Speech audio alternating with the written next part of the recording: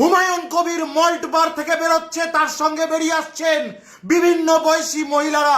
কারা এই মহিলারা? কি তাদের পরিচয়? কি তাদের পেশা?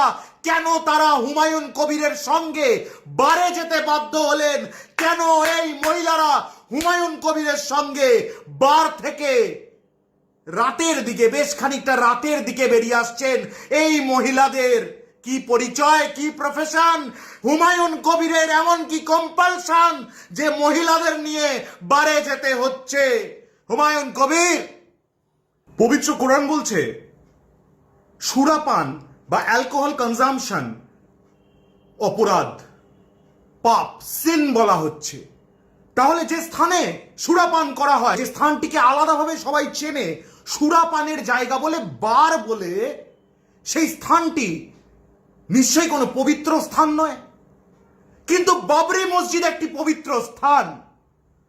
বাবরি মসজিদ আমার দেশের মুসলমানদের কাছে, আমার দেশের সত্যিকারের হিন্দুদের কাছে, আমার দেশের প্রত্যেকটা মানুষের কাছে পবিত্র স্থান।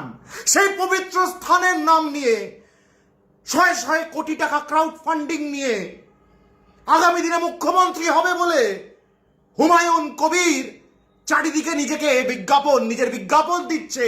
অপরদিকে সেই পবিত্র বাবরি মসজিদের নাম নিয়ে রাজনীতির ময়দানে ফায়দা তুলতে আসা হুমায়ুন কবির বারে বসে নিজের পার্টির মিটিং করছে। বারে বসে আমার মুসলিম ভাই বোনরা, আমার সর্বধর্মের ভারতীয় ভাই বোনরা, আমার সহনাগরিকরা, এ বাংলার সহনাগরিকরা, হিন্দু, মুসলিম, খ্রিস্টান, শিখ নির্বিশেষে ফুটেজ দেখতে পাচ্ছেন এই মুহূর্তে। অ্যাস্ট্রা টাওয়ার রাজারহাটে অবস্থিত, রাজারহাট নিউ টাউনের অ্যাস্ট্রা টাওয়ার, সেখানে অফিস রয়েছে রাজীব চৌধুরী নামক এক ধর্ষণে অভিযুক্ত, প্রতারণায় অভিযুক্ত, কিডন্যাপিং এ অভিযুক্ত, কিশোরীকে দিনের পর দিন আটকে রেখে সহবাস করায় অভিযুক্ত রাজীব চৌধুরী। সেই রাজীব চৌধুরীর সঙ্গে বৈঠক। সেই বৈঠক কোথায় হলো? রাজীবের অফিসে না। রাজীব চৌধুরীর অফিস রয়েছে ওই অ্যাস্ট্রা টাওয়ারে। তা সত্ত্বেও আপনারা ফুটেজে দেখতে পাচ্ছেন মিটিং হচ্ছে একটি বারে। বারটা কোথায়? ওই অ্যাস্ট্রা টাওয়ারে। এই বারের নাম হচ্ছে মল্ট। হুমায়ুন কবির মল্ট বার থেকে বেরোচ্ছে, তার সঙ্গে বেরিয়ে আসছেন বিভিন্ন বয়সী মহিলারা। কারা এই মহিলারা? কি তাদের পরিচয়? কি তাদের পেশা? কেন তারা হুমায়ুন কবিরের সঙ্গে বারে যেতে বাধ্য হলেন? কেন এই মহিলারা হুমায়ুন কবিরের সঙ্গে বার থেকে রাতের দিকে, বেশ খানিকটা রাতের দিকে বেরিয়ে আসছেন? এই মহিলাদের কি পরিচয়, কি প্রফেশন? হুমায়ুন কবিরের এমন কি কম্পালশন যে মহিলাদের নিয়ে বারে যেতে হচ্ছে? হুমায়ুন কবির, এই মিটিংয়ে কারা কারা উপস্থিত ছিল নির্ভীক উত্তরের দর্শকরা আজকে সবাই জানবে। এই মিটিংয়ে উপস্থিত ছিল, আপনারা ভাবছেন কি এটা হুমায়ুন কবিরের একার খেলা? এটা ওই ক্রিমিনাল রাজীব চৌধুরীর খেলা? এই মিটিংয়ে উপস্থিত ছিল শ্রমিক ভট্টাচার্য, ভারতীয় জনতা পার্টির রাজ্য সভাপতি। শ্রমিক ভট্টাচার্যের আত্মসহায়ক, অন্যতম আত্মসহায়ক ভোলা, যে গাড়িটি এই মুহূর্তে দেখতে পাচ্ছেন ভোলানাথ দে, তার গাড়ি এটি। এই গাড়ি করে ভোলানাথ দে ওই অ্যাস্ট্রা টাওয়ারের মিটিং এ এসে আজকে যোগ দেয়। ফুটেজ দেখতে পাচ্ছেন গাড়ির আপনারা। এই গাড়িটির রেজিস্ট্রেশন রয়েছে দেখতে পাচ্ছেন তৃষ্ণা দের নামে, অর্থাৎ ভোলানাথ দের স্ত্রী। আমি শ্রমিক ভট্টাচার্যকে জিজ্ঞাসা করতে চাই, বাবরি মসজিদ যেই দল নাকি বানাবে, বাবরি মসজিদ বানানোর মধ্যে দিয়ে তোমাদের ভাষায় কমিউনাল যে ব্যক্তি নাকি দেশ বিরোধী যেই ব্যক্তি যাকে বলো তোমরা, সেই হুমায়ুন কবির নাকি মুখ্যমন্ত্রী হবে আগামী দিনে।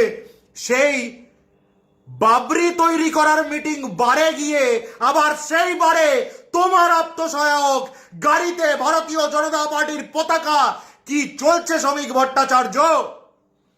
আমি হুমায়ুন কবিরের কান পর্যন্ত একটি বার্তা পৌঁছে দিতে চাই। হুমায়ুন কবির, তোমার থেকে অনেক বেশি ইসলাম বিশ্বাসী আমি একজন হিন্দু, আমি এই বাংলার হিন্দু, আমি এই ভারতবর্ষের হিন্দু। হুমায়ুন কবির, তুমি ইসলাম ধর্মাবলম্বী এইভাবে হতে পারবে না। শুধু নাম দিয়ে ধর্মাবলম্বী হওয়া যায় না। তুমি যদি সত্যিকারের মুসলিম হতে, তুমি যদি সত্যিকারের আল্লাহ বিশ্বাসী হতে, তুমি যদি সত্যিকারের ইসলাম বিশ্বাসী হতে, তুমি কোনোদিন পানশালার ভেতরে গিয়ে বাবরি মসজিদের নামে যে দলটা করেছো তুমি, সেই দলের বৈঠক করতে পারতে না হুমায়ুন কবির। দাঙ্গা লাগানোর ছক চলছে পানশালায় বসে ক্রিমিনালদের নিয়ে। শ্রমিক ভট্টাচার্যের আত্মসহায়ক ভোলানাথ দে সেখানে বসে থাকছে, বাংলার মানুষ সব দেখছে। হুমায়ুন কবির, তোমাকে ওপেন চ্যালেঞ্জ, তোমার অকাত থাকলে তুমি মুসলিম ভারতবাসীর কাছে, মুসলিম বাংলাবাসীর কাছে তুমি বেরিয়েছে এর জবাব দাও। কেন পানশালায় গেছো তুমি বাবরির মতো পবিত্র বাবরি মসজিদের নামে দল বানিয়ে, মানুষের টাকা তুলে সেই টাকা দিয়ে মহিলাদের নিয়ে বাড়ে? ছি হুমায়ুন কবির, ছি।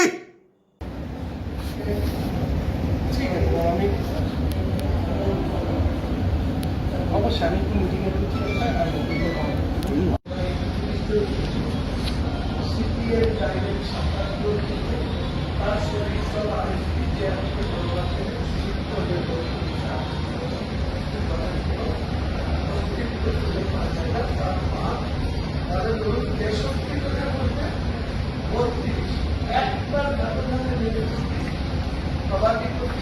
প্রাইমারি স্কুলের